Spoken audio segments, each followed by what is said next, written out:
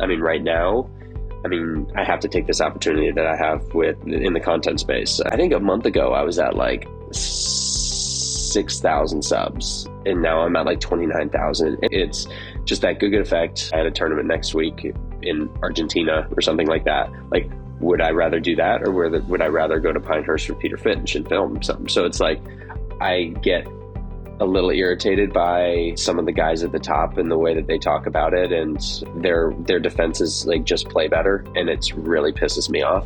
In the Scratch Golf Show, we have our first recurring guest, Good member Sean Walsh. Now, Sean and I had a great conversation. We talk about how much his life has changed since joining Good and how the opportunity has presented itself for him to kind of go full-time into content creation in 2025. We also talk about his thoughts on the professional game, how we sat next to Serena Williams at TGL, and a ton of other great topics. If you're new here to the channel, welcome to the Scratch Golf Show. My name is Marco. We mainly focus on interview-style videos with the top creators in the YouTube golf space, PGA Tour caddies, and really anyone in golf. If you could do me a favor, hit that subscribe button below. We're trying to hit 1,000 subscribers before the start of the Masters this April.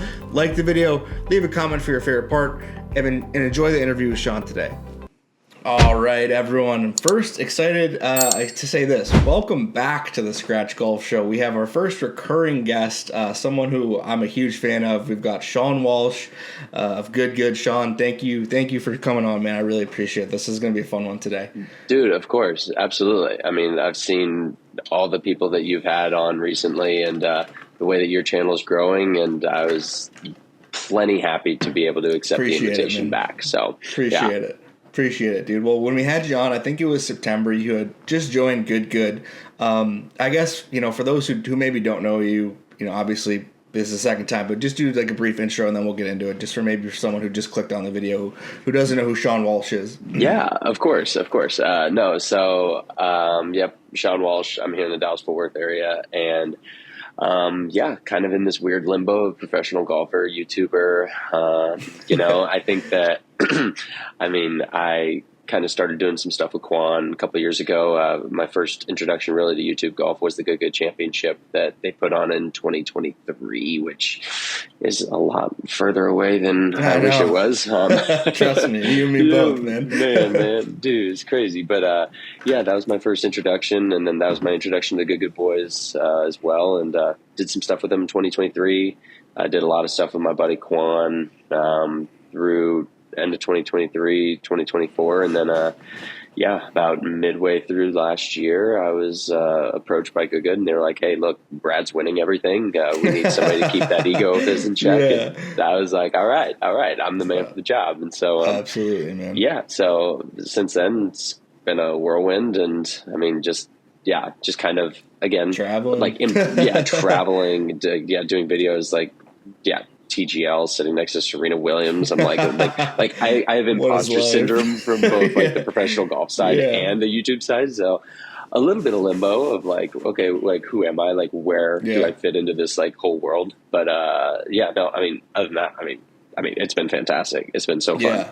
No, for sure, dude. We definitely want to get into kind of the post, your life the last 6 months after joining Good. But first, I want to start with your solo channel, man. You recently started S. Walsh Golf, which I think it's been around for a while because I'm pretty sure I subscribed to it when you first came on, and the only video on there was your submission for the Good Championship. Dude. But now you start doing solo content, man. Talk to me a little bit about that, how fun that's been, and some plans you have for the channel this year. Dude, of course. So, right off the bat, rookie YouTube move. I just typed in S. Walsh Golf one time, and then my editor was like, hey, bro, we need to change it. So we changed it to Sean Walsh Golf. So, okay, Sean Walsh Golf. No. Semantics, right? Semantics. But, we'll link that in the description. Make sure you subscribe to Sean's channel. All right. I appreciate it, Marco. Thank you, sir.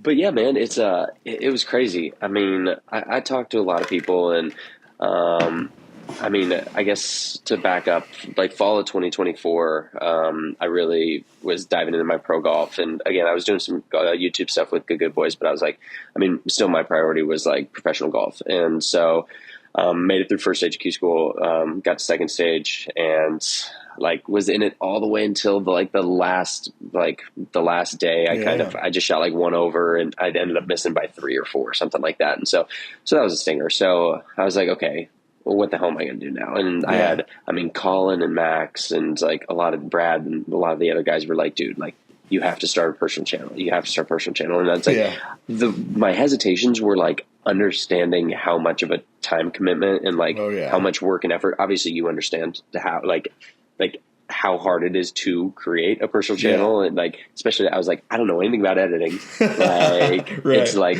I don't know. Am I actually funny? Like, would actually people like me? Like, am I ready for that ego check of like, I released my first video and 10 people watch it? Like, I don't know if I'm ready for that. I don't know, my ego is too fragile. And so, yeah, I mean, you know, I decided after talking to the boys, they convinced me, they're like, you got to give it a go. And I was like, all right.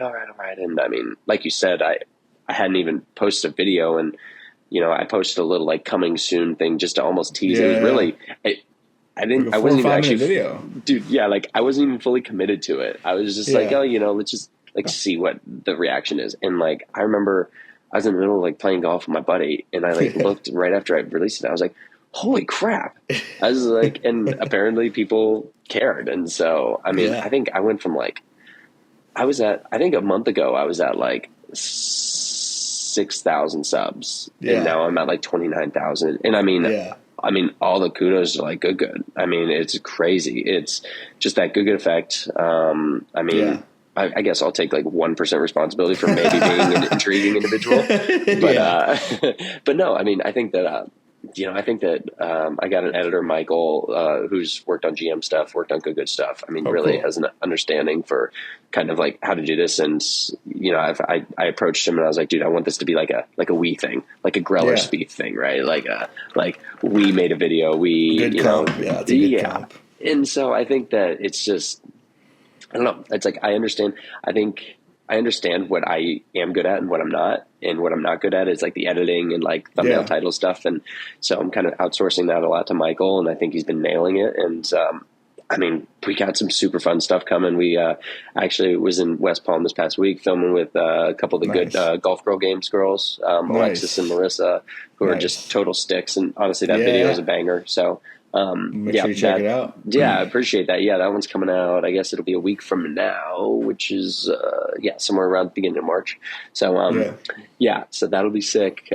Actually, think we're like 95% confirmed heading to Pinehurst next week with Peter Finch. So we're gonna do some stuff with Pete. You or good? Me personally. Oh, dude, let's go. That's awesome, dude. Yeah, so that'll be awesome. And we got some cool stuff coming. And I mean, again, I've been, it's almost like, oh, you're going to love this comparison as a Lions fan.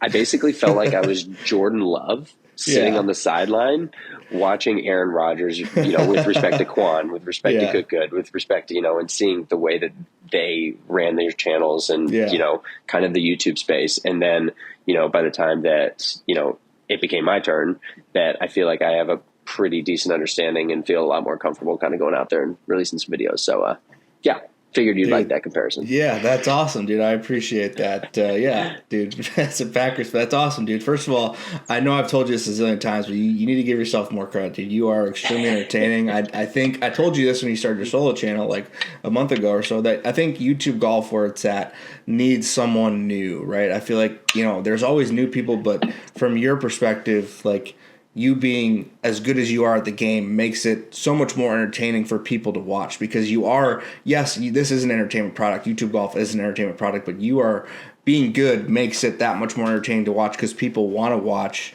you know, I don't want to say people don't want to watch bad golf, but you being extremely good and a professional makes it more entertaining, right? Like a Bryson or a Quan, like these guys who are, or the Bryan Bros, like these guys who are very good at golf and also very entertaining. That's awesome, dude. You've done some really cool stuff. The hot sauce video, which was really good. You've done the 59. So are you kind of committed to doing like a once a week thing, uploading?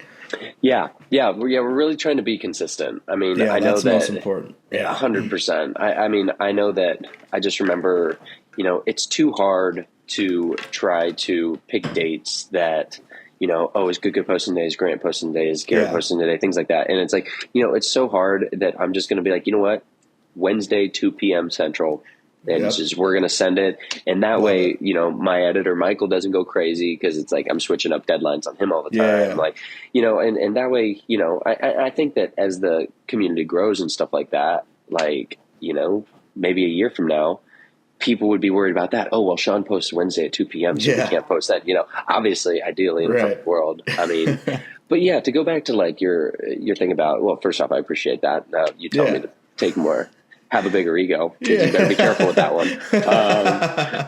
No, I think that I think a lot of my videos, a lot of my videos are going to be from like a good golf prioritized, right? Yeah. Like it's like we're gonna, probably not going to be doing a lot of wheel and not ideals type things, For sure. Yeah, I mean, it's like even playing the front tees, things like that. I want to play with good players. I want to have good like competitive matches, but at the Yeah. same time, like, we're not just going to release 18-hole stroke play after 18-hole stroke play after Right. 18-hole stroke play, right? It's like we're going to mix it up. We're going to keep it interesting, keep it fun. And I think with the guests too, I think that you'll see it's like, good vibes is like priority 1B, right? Yeah. It's like, good golf comes first and then, vibes and stuff is second. Cause I think that, I mean, at the end of the day, I think that the reason people watch YouTube golf is they're almost able to relate because it's like their buddies, Exactly. what they play with on the weekend, right? They're like, it's like, yeah, that's my buddy Joe. Like, I see in him, I see in my buddy that I play golf with all the time. And so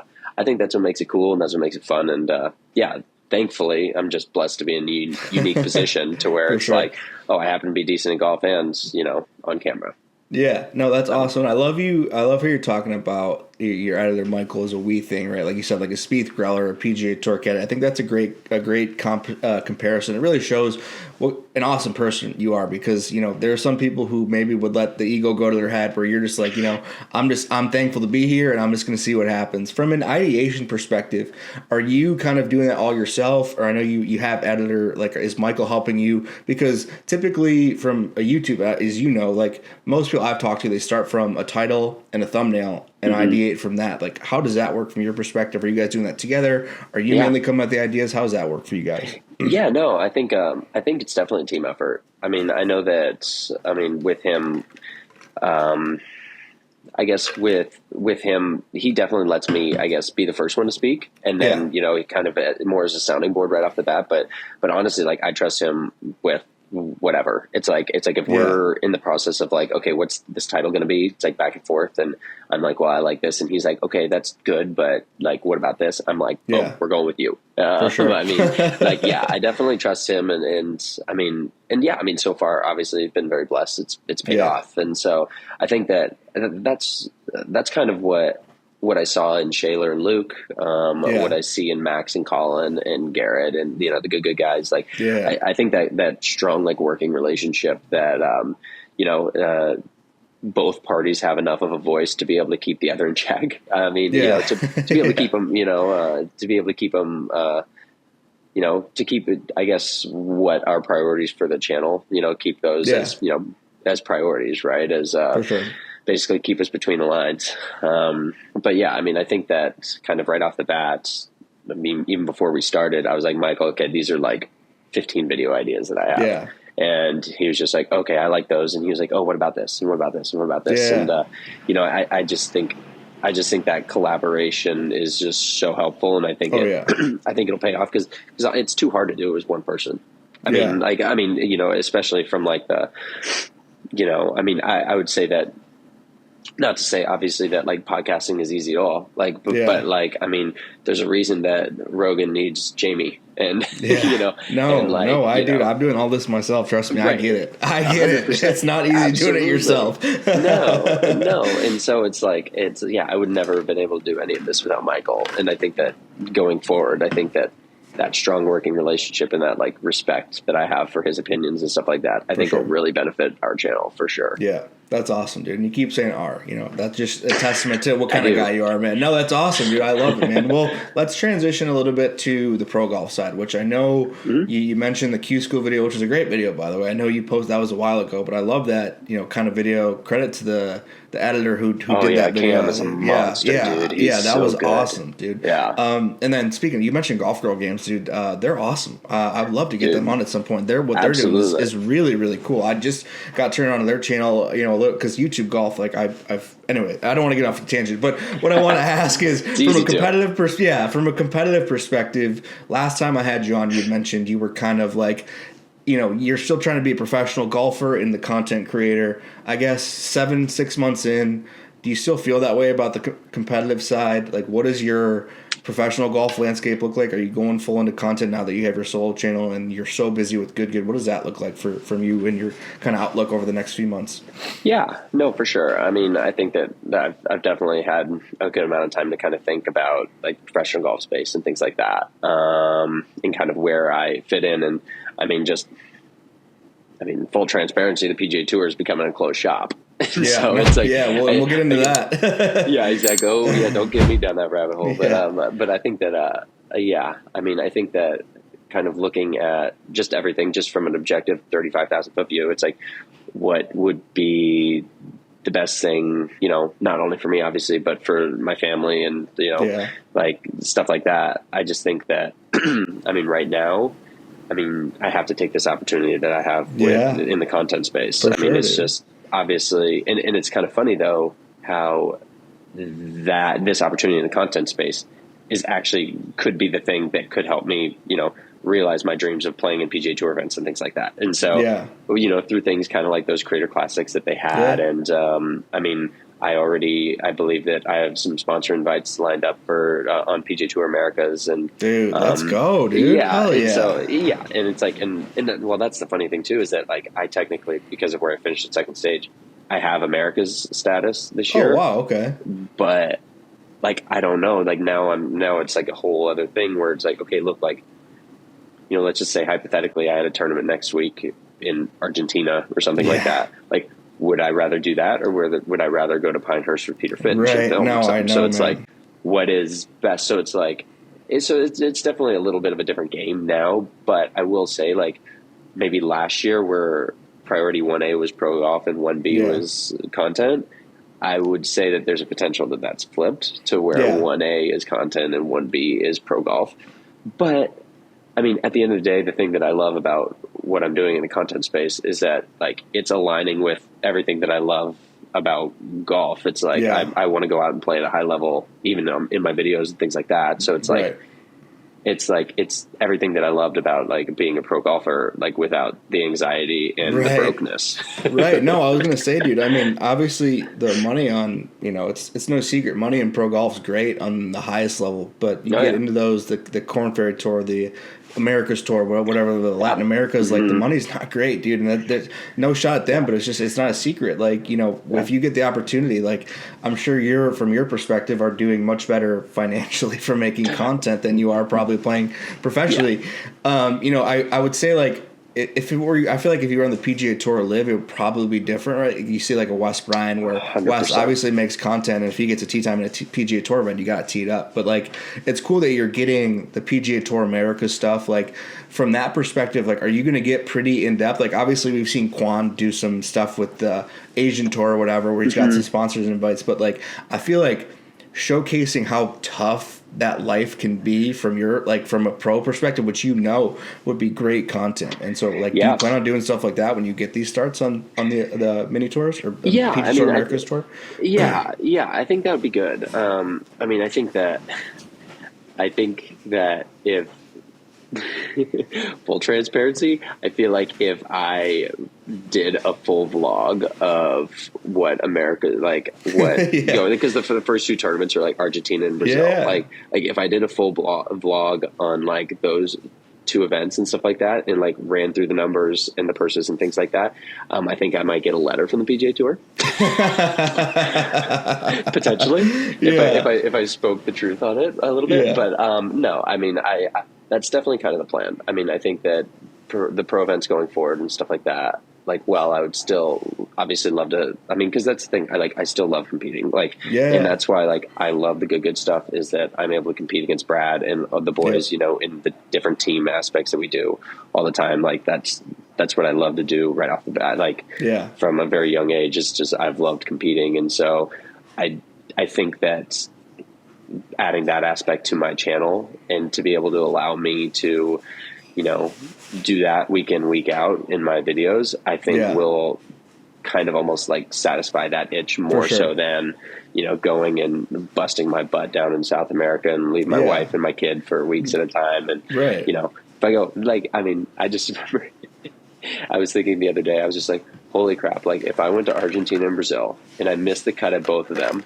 was in the whole like $6,000 and I could have been filming videos and stuff like that, I would feel like the crappiest person, crappiest father of all time. It's just like, so what am I doing? So I think that no, dude, I think you're very smart. Like you see, like, you know, you see the opportunity. I mean, you've seen what Brad has done. You know, Brad was I think not even in good, and then, you know, obviously got hooked up through Quan and I think at Oak Tree National, and now, you know, I mean, he played in the Masters, and now I'd say consider himself like a content creator, but he's still, I mean, the thing is, like, when you get to the level that you guys are at, you know, plus whatever 6, 5, whatever, like, you're never gonna lose that fully. Like, I feel like you can always kind of go back to that, and like you said, you don't have to. Not that you're not practicing, but it's a different type of like stress that's just lifted off your shoulders. Like, you don't feel the need to be a robot out there for 12 hours in the range beating balls to make $2,000 when you can just swing so much more freely on YouTube. Like you said, it's so much anxiety lifting, and the money's better. And, you know, from your family, like you said, you got a kid, like you got a wife, and I can understand it. Like, you gotta do what's best for your family. And I'm so happy for you, because it is so awesome to see what you've been able to do. And like I said, I find your content truly entertaining, man, and you're an awesome human being. And so it's very cool to see like the success you've had.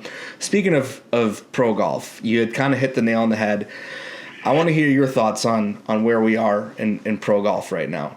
You mentioned, you know, it's coming more of a closed shop. I tend to side on your side, where we need more of the Hayden Springers, like these guys, like the Monday Q Info. Ryan French is somebody who I really love.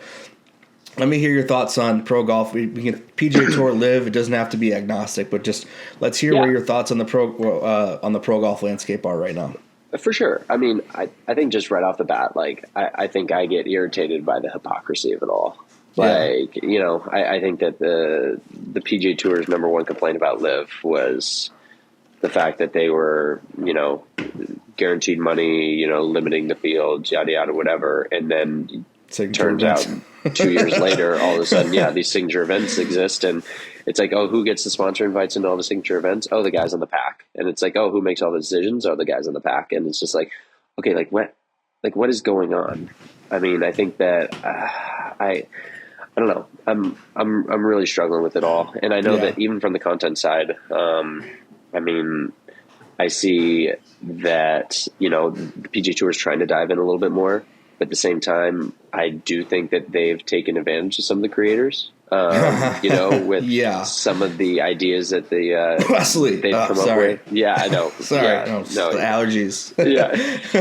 You're not lying. I mean, I just think that from my perspective, I think the PGA Tour used to always be like, and right when it's so funny because I got into the PGA Tour umbrella like right when all this like started to change. So like I saw the old PGA Tour, and then like full circle, like now I see where we are, and it's crazy how far they've come in 8 years. I mean, it's one of those things that I think that it's really a shame that there's going to be a lot of stories that aren't going to get told because of what they're doing with these, the direction that we're heading. And I get a little irritated by, you know, some of the guys at the top and the way that they talk about it. And, you know, it's like their defenses, like just play better. And it's really pisses me off. I mean, because the majority of the guys too, like a majority of the guys at the top, like Xander played Korn Ferry for a couple of years. Yeah, Scotty. I mean, Scotty played Korn Ferry. Scotty like literally, Monday Q his first year, like he chased Monday Qs. 100%. Yeah. I mean, I remember playing Mondays with Wills, Al Torres. I remember Tony Finau, I'm pretty sure spent a year on the Mackenzie Tour, didn't play that great, and then went up again and then played well. Like Harold Varner, well, now he's on Live. But, you know, guys like that, it's just like, but I will say, though, that it's hard when at the end of the day, the guy that is asking you, me, I'm asking you to help me up the ladder. Yeah. In reality, I'm trying to take your job, though. And there's only a certain amount of spots. So it's like the incentives don't align for the guys at the top to help us. And that's really the problem. And to be honest with you, I don't have a solution. No, it's crazy, man. I think I agree with you. Like I said, it really bothers me, and the hypocrisy bothers me to it all, because no offense to guys like Ricky Fowler, but Ricky Fowler finished like 110th in the FedEx Cup last year, or like a Webb Simpson. He's out here getting sponsors invites to these basically no-cut limited field or signature events. When you got guys like Frankie Sappin or these young guys who are coming up from the Corn Ferry Tour can't even get a start. I mean, most of these guys who are getting their first start probably, if they didn't get it at Sony, they're probably getting it this week in Mexico. And we're already, almost into March? Like, there's no way these guys can even keep their job. Like, I know, going to the 100 cards, like, but it, for a guy like a Ricky Fowler or even a Justin Thomas or Jordan Spieth, they're part of the PGA Tour, so-and-so boys club where – Ricky doesn't need to play well because he can probably get into any sponsors exemption. Like dude, it's. I'm sick of hearing about the money. Like, I'm sick of hearing about, they're playing for 20. Like, we don't care about if it could be $2 million, it could be $20 million. Like, at what point do we stop caring? Right? Exactly. Like, and dude, good for Liv. Like, I have my thoughts on Liv, which I'm not going to get into. I think Liv has done a much better job getting the content creators involved. Like, you see, like, they signed to Rick Shields. I know you guys did some stuff with the Majestics versus the PGA Tour is lagging. And like you mentioned, they definitely take advantage of some of the creators. I mean, I heard from, I think, Mr. Short Game, that they paid the creators like $800 to show up to Eastlake. You got Liv offering $20 million for like Rick Shields or whatever. I don't know the numbers, but you get my point. It's like, yeah, man, like it's really bothersome. You get a guy like, I know your boys with Hayden Springer. Like, he had obviously a terrible, and like I know Ryan has done such a good job showcasing, but like those are the stories that don't get told. Like, those are the stories that, like, we used to love on the PGA Tour, and now that it's coming such a closed shop, it's like, man, where do we draw the line? But like you said, there's no solution because, and I'd be curious, if the merger comes through, what that looks like post-merger, how these guys are going to come back because, you got 10 guys, like, 10 of the top players in the world, Bryson, Brooks, whatever, who are going to want cards or starts, and now what do we do? And so, yeah, man, it's been I get it. It's very frustrating, and, it's good to hear your thoughts on it because you come from that side, the pro side, right? And I know you have friends on that side, so I mean, it just used to be they used the term like merit based system, and it's like, okay, then make it merit based because it's not. Because at the end of the day, it's not. And so, I mean, when you got guys, I don't know. I mean, even Joel was concerned about it. Like Joel, I mean, when we played with him a couple weeks ago, he finished obviously inside the top 125, but like, I mean, he's going to play 7 weeks in a row. And that's the thing, like, I mean, I guess that I go back to bring it full circle as far as like me choosing between professional golf and YouTube golf and stuff. And it's just like, okay, like, I mean, I know there's obviously a lot of money to be made on the PGA Tour, but it's like 7 weeks in a row, Joel's going to be gone. Obviously his family can come from that, for a decent amount of that, but your kid's in school, like you ain't seen your kid for, for 7 weeks. And so it's, I mean, that's, I guess, the pros and cons that I'm weighing of kind of, okay, let's just say everything works out for me on the pro golf side. It's like, that's where I end up. I end up like Joel playing 7 weeks in a row, especially early on. So it's like, basically, if everything works out for me in pro golf, like the next 2 or 3 years, I'm gone 30 weeks a year from my family. And versus everything works out for me in the YouTube content space, sky's the limit. Like, nobody knows. And you essentially pick your own schedule. You don't have to worry about going to Argentina or Colombia or Bogota, right? Exactly. To make these starts. 100%. Like, oh yeah, would I be looking more forward to going to Argentina to play, a $250,000 purse event, or would I be looking more forward to going to Pinehurst with Peter Finch? Yeah. I'm jealous of that trip. With the exception of Peter, it's probably just gonna be good. No, I'm kidding. For sure. No, I like Peter. Dude, he's a so you've I know you did some stuff with the Majestics on the good side. Mm-hmm. Let's say, like, hypothetically, if Liv were to offer you like a contract, like from the professional side, is that something you would potentially consider? Obviously, extremely hypothetical, but no. I mean, I wish it wasn't hypothetical. Because they have everything. The light travel, the money's there, right? It's guaranteed. Well, I think some that's incentives for I think that's what Bryson's showing. Not to cut you off, but I think that's what Bryson's showing everybody is that, like, I mean, it was crazy. I had a conversation with Bryson, and he called himself. He was like, "What I realized is I'm an entertainer first."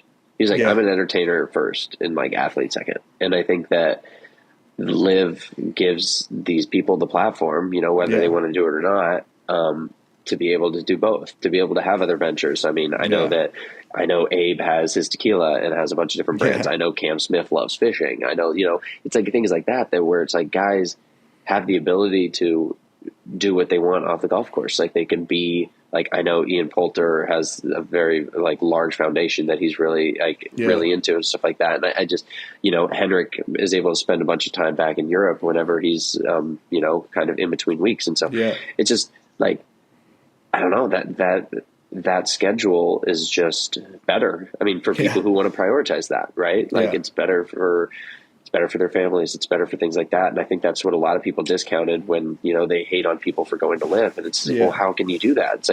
It's like maybe their priorities are just different than you.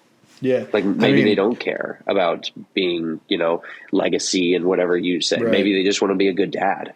Maybe they just want to be home more, Yeah, no, Sean, I mean, I'll be honest with you. If someone offered me 3x my salary to work less and, and it's regardless of guaranteed. where the money, guaranteed. And like, dude, the whole Saudi thing is just so like that's where it comes in, the hypocrisy of the PGA Tour. It's like, okay, you did all this stuff and now here you are a year later trying to make a deal with these guys. And it's like, dude. Yeah. Anyway, let's transition off that because we could go on all day. That's a rabbit hole. Yeah, for sure. We skirted it enough. Yeah, dude. Let's talk a little bit about, You've joined Good. I don't know the exact date. I should probably look that up. But around the interviews, I say September, man. What has the last 7 months been like for you? Like, how has your life changed? I know you've obviously alluded to it a lot, but just talk to me about life since joining Good, man, and how cool it's been.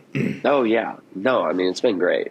I mean just hanging out with the boys, getting to have the opportunities, going to TGL, being part owner of LAGC, what in the world? I mean, again, it's just kind of, it's nothing that I ever would have imagined for sure. I mean, my wife and I were walking out of church the other day and some kid came up and was like, "Are you Sean from Good?" And my wife was like, "What in the world's going on?" That's so cool. My wife's like, "I'm getting a bunch of follow requests on Instagram all the time." I'm like, "Oh," it's like, "Yeah, I don't know. I guess." It's like, my bad. No, but it's been really cool. I mean, I think the coolest thing too is just getting to know the guys. I mean, I know.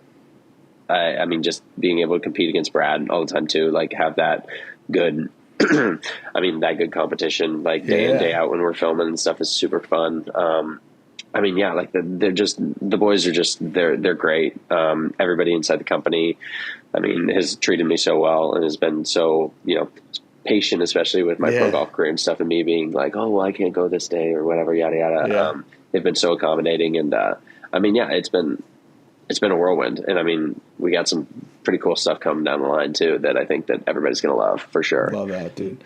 Talk to me a little bit about what it's like being on a good week, for people who maybe don't have that eyes, obviously you see the videos and stuff, but really people don't get kind of the behind the scenes of what it's like. And I know you guys just did the long one in Arizona, and before that it was Dominican Republic playing Teeth of the Dog, which is a great video. You should check that out. I know you just dropped that yesterday, but talk to me about what the operation standpoint and how different that is from just even a Quan trip that you used to do shooting content. Yeah, for sure. No, I think that it's definitely logistically there's a few more balls in the air for sure when we have as big of a crew as we do. But I think it's been really good to kind of learn a lot of it. I will say that some of it seems at times coordinated chaos a little bit. I mean, it's kind of like herding cats every now and then. But that's a funny thing, though, is it always gets done. I mean, regardless, even when it feels like I'm looking around, I'm like, what in the hell are we doing? It's we still are able to make a good banger of video, and maybe it's just good editing with Colin and Max, or who knows? But no, I mean, it's been really cool, especially with just the amount of, with how much the golf courses and the places that we go, understand the power that good can bring as far as advertising and marketing and things like that, because it's basically, I mean, YouTube is almost like new age marketing in a way. And, for a lot of these places like Casa de Campo and things like that, it's, where they, 2-3 years ago, they would have paid 10 grand to have been have one page in a Golf Digest magazine. Now I don't know what the opportunity cost would be to have us out on a golf course for a couple of days, but it's definitely not 10 grand. Yeah. And it's on YouTube. It's seeing way more eyes, and Millions it's organic, and yeah. it lasts forever. So it's been pretty cool to be a part of, like, seeing these courses start to like understand their like, you know, the power that YouTube brings. You know, and I think obviously that's what's just made this entire space just explode. I mean, I think that, I kind of pivoted off of your good question a little bit, but I think, makes sense. But I think that, I mean, at the end of the day, I mean, the good is, you know, continues to grow and stuff. And I think that as far as like the operation standpoint, like I think that there's some of the things that's why I'm saying they've kind of been so welcoming to me, is that it's like I bring a little bit of that to the table just with kind of some of the stuff I helped Quan set up. And I think that you might see down the line maybe a couple repeat places that Quan and I went that, you know, relationships that I developed. And so maybe some stuff from Pacific Northwest or wherever, maybe beyond. Sweet, dude. Yeah, I think what people don't realize maybe, and for people, you know, like you said, YouTube is such a powerful marketing tool, but like Good is more than just a YouTube channel. Like it is a company, it's a brand. Like I've, you know, like for people who don't know, I mean, you know, I was trying to get Kendrick on, it fell through, but Matt, if you see this, I'd love to have you on. But like the people don't realize how much work actually goes on behind the scenes of just getting all this stuff set up. Like, yes, you guys have the, you know, the core group, and obviously you guys have so many members now with J&A and Melosi and Blake, but like the stuff that actually goes on and how much people work is doing behind the scenes, like it's more than just a YouTube video. And like you mentioned, like YouTube itself is a marketing tool, and I know Good has all their apparel, and it's essentially free marketing for Good apparel, which is, it's so crazy to think about like where it started to where it is now. You know, like you mentioned, you guys are ownership in TGL. There's, I mean, SoFi. I mean, live events. I mean, as you know, I was in the Arizona. I know you didn't make it there because you were celebrating your 1-year-old. But dude, like there was 5,000 people. Or, I don't know. It looked like it could have been less, but thousands of people at a par 3 course. Even my wife was like, this is cool. And my wife, my wife had no idea what to expect. Obviously, we had a few high noons, and it was definitely much more. That's the way to do it, though. But she's 100%. Like, this is so cool. And I'm like, right. You know, it's really cool, man. Anyway, I didn't mean to go off on a tangent, but like maybe talk to me a little bit about some of the new members. Like, how have you and Blake and Melosi kind of taken just like all this by storm? Like, is there any stories you could share from the past few months on any trips that maybe with some of the new guys that are funny or anything like that? Oh yeah. No, I mean, we'll start. I mean, I guess we'll start with J&A boys. Oh my gosh, they're hilarious. I mean, they've been. It's like, because they're so much younger than me. It's crazy. I didn't realize how old I was until I started hanging out with the J&A boys. I mean, they were teaching me all about like, I was, what was it? We were going through like lists of movies that they had never seen, and it was just like, it was like Wedding Crashers. They had never seen the other guys. like it was like peak like us, and they were like, well, I've seen Step Brothers. It's like, okay, well, I've never seen Step Brothers. And like and then they were like, okay, well, like in turn, like, so we were giving them a bunch of crap about like how they're so young, and they were like, okay, well, like, do you know what brain rot is? And I'm like, what the hell is brain rot? And like then they started telling me all this stuff. I'm like, no, this is the stupidest crap I've ever heard in my life. But apparently it's just like massive. Like these things like, oh my gosh, it's like terms like skibbity toilet and like a bunch of other crap. I'm like, dude, you are TikTok losing me. No, you are losing me. But no, I mean, the J&A boys, I mean, John and Ashton are fantastic. Owen, their editor's great. And then Big Mo and Blake, I mean, had the opportunity to hang out with them on some GM trips too and stuff. And I mean, they're awesome. Just total one of a kind. Blake might be the nicest person I've ever known in my life. Yeah, he is so nice. 100%. He's so nice. He is trying to get him on. We've been trying. Obviously, you guys have been traveling like crazy. Yeah, no, he's the worst texter ever. Yeah, he's the worst communicator ever. I know. Yeah, he's terrible. No offense, Blake. If you see this, it's not a shot at you. I know you're busy, but he is not very good at texting. You're awful, Blake. You need to get better. Dude, I've been trying to get him on since January, but it happens when it happens. No, dude, I appreciate that. It's been so cool to see, man. Like I'm obviously doing this. I've had a lot of the guys on, gotten to know the guys personally, and it's been so cool. Like you said, J&A guys, super nice. Sploosh, Mo, all those guys I met in Arizona, and they're just couldn't be nicer. I mean, they could have told me to F off into oblivion, right? I'm nobody, but they took time, took a picture with me, even Sweet. after the fact, gave me 5 minutes to talk to him, and yeah, man, Awesome. so cool. Heck yeah. Let's wrap up with TGL, but I have one other question for you before we do TGL. Okay. DF3, you still Yes. using it? How do you like it? And did you struggle with it to start? Because I just got mine about a week ago. And Okay. I'm taking it to West Palm, but I'm just curious if you had any struggles with it, because I've heard people struggle with it when they start. Yeah, and that could probably, I could see how that could be the case. Because it really, the biggest problem with it is it's like a loft thing. Like people aren't used to the shaft basically almost feeling like it's reverse shaft leaning and stuff like that. And people try to basically like put their hands too far forward and stuff like that. Yeah. But it's like, instead of just naturally letting the engineering work. Yeah. I will say that the honeymoon phase that I had with the DF3 was like the best thing ever. Yeah. I mean, it's like I rolled the absolute crap out of it. And so it's a great putter, and I love it. And until I'm forced to switch, they'll have to pry it out of my love that cold dead hands probably. Love that. So love that. I'm excited to try them on. I've just been rolling on my putting mat back here. Obviously, it's cold as shit here in Michigan. So yeah. Anyway, man, let's wrap with TGL. You've been to a couple events. Obviously, Good owns a stake in LAGC, which is super cool now. You just mentioned you were in the owner's box sitting next to Serena Williams and stuff like that. But dude, Ridiculous. Give me your thoughts on TGL. I guess let's start with just your thoughts, and then we'll get into kind of your experience at the event. Yeah.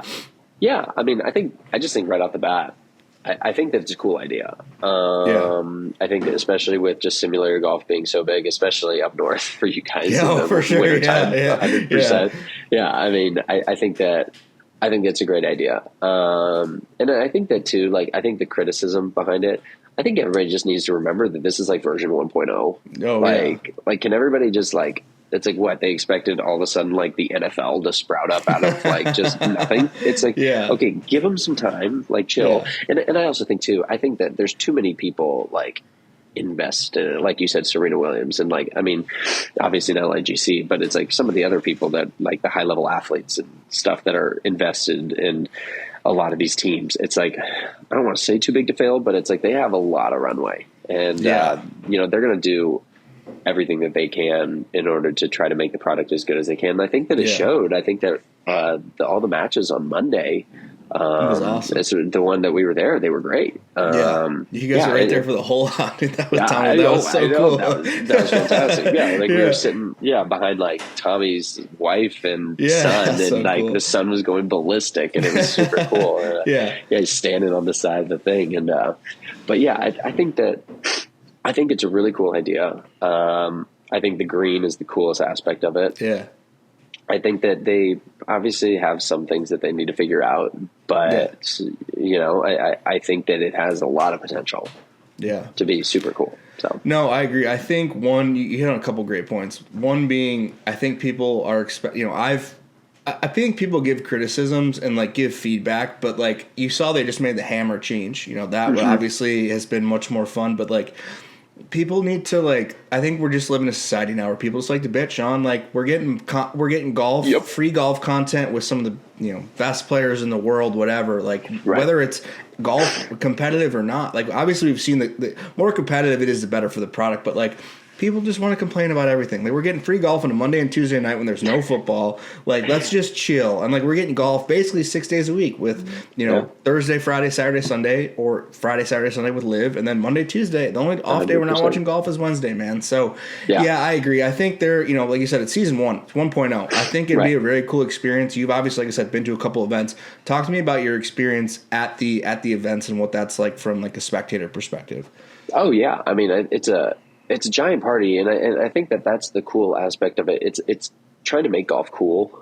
It's basically like they've, I guess within reason, they've like encapsulated the vibes and the atmosphere of like hole 16 at Scottsdale, and they put it into the SoFi Arena there, in SoFi Center. And so I think it's really neat that I mean, that it's kind of a smaller venue, but you're like on top of the players. So it's like everybody has like every seat in the house has a really good view.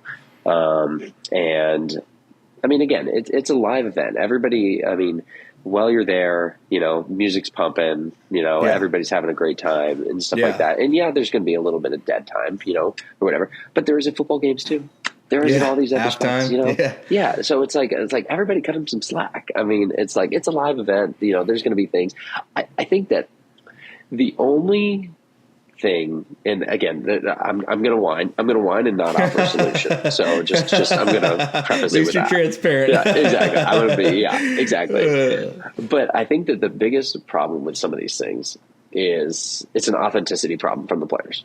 Like, but not through any fault of their own, because it's like, what's the weird, like the worst thing about like those TNT matches and stuff like that is like the shit talking is not good. No. And it's not authentic. Forced. And that they want to say something else, but they can't say it because that patch on their shoulder, the patch on their left chest there, and it's understandable. And again, I don't offer a solution to that. But golly, could you imagine if we could live in a world in which they could actually say what they want to say? Dude. Oh my gosh, how good that content would be. Dude, I agree with you. Oh my gosh. That's been my biggest criticism. The chirping would be so good. Yeah. That's been my biggest criticism is you've got, one, I don't think there's enough personality. No offense to some of these guys, but like Cameron Young, Matt Fitzpatrick, Cantley. I know, I don't want to get you in trouble, but those guys have the personality of wet paint. Like, I think Cam Young didn't say a word, and like, that's no fault to Cam. That's just not him. But yeah, I agree. I think the banter, because that was kind of the selling points of all of it, is like the banter, and like you see in the YouTube videos. Obviously, you guys can do it a little more. But I agree, man. I think if we got like, dude, Kisner. I mean, I know Kisner outside of like this. Like, dude, Kisner's fucking hilarious, man. I couldn't like. I always say like, dude, if after Tiger duck hooked it, like, I want to hear like nice shot, like you suck, like something, like dude. That's what I'm saying to my buddies when they do it, or like nice putt, idiot, or something. Like, no, I agree with you, man. I agree. I think it'd be super cool. I'm hoping I could check it out here in a couple weeks. But that's it, guys. That's all I had. But before I let you go, Sean, I just have one other question. Let's hear your pick for the Masters this year. Who do you think's going to win? Oh my gosh, the Masters. That's a good question. Does Rory finally get it done? Dude, I don't know. I got Bryson. I think Bryson's gonna. I got a large position on Bryson this year. Is there just it's kind of fun to watch live guys play really well in majors. I will say, gosh, I'm such a hater. I literally have a PGA Tour America's card that I paid the PGA Tour for this year, and I'm hoping that live players win all 4 majors. It's so crazy. It's like I'm rooting for either all live players or Scotty. Those are kind of like the people that I'm rooting for. Fair enough. Yeah, no, but gosh, you got to feel. I mean, Rory's playing nice this year. I think that he's going to have a good chance. Always, and everybody just is prepared to get hurt again. Who bets on Rory at the Masters? But yeah, I mean, Bryson's obviously a great pick. I mean, gosh, isn't it crazy? Yeah, I mean, I don't know, but then again, do you ever feel safe if you don't bet on Scotty? Right, exactly.